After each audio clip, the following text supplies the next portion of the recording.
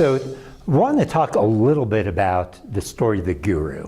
And so you've read The Guru, and you saw one perspective of that, right? So the idea behind The Guru was that organizational members were putting this particular person on a pedestal. And we can talk about the dangers of that and how, in society we have this need to put people on pedestals and so forth. And we hope you really understood that point. Well, what we would like to do now is link it to the work of Pfeffer and Sutton out of Stanford University. So Pfeffer and Sutton, two of the premier academics in the field, talk about in one of their papers, or maybe it was even 2 or 3 of their papers, they talk about how leaders have a requirement to be in charge, right? To actually, pretend and sometimes even act as if they know what's going on in their organization,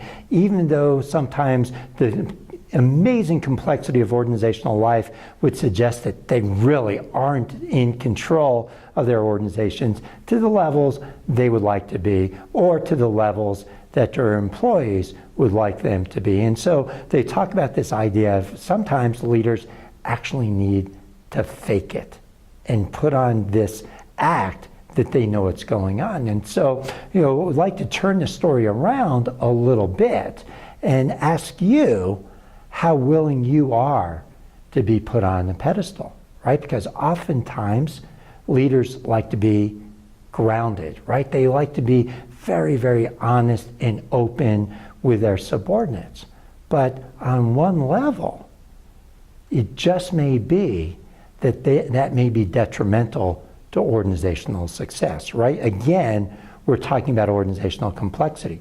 On the one hand, there seems to be this human need for people to put their leaders on pedestals. And we're all aware of the amazing problems or implications of what happens when we put certain leaders on pedestals, right? They often fall off, right? There's incident after incident of our organizational heroes falling from grace, right? And that's a huge problem.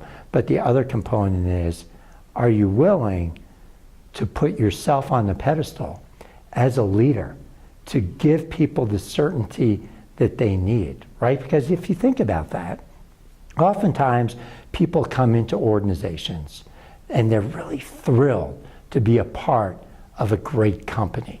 They come to work, they see this amazing organizational vision.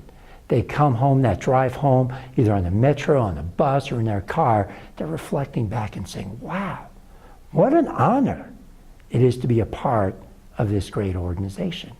And what a great leader we have for this organization.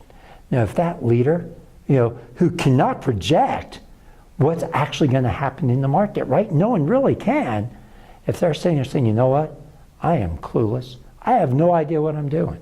I'm just winging it just like everyone else, right? Think about that employee and that drive home saying, well, you know what? My leader really doesn't know what's going on. Not always in the best interest of employees.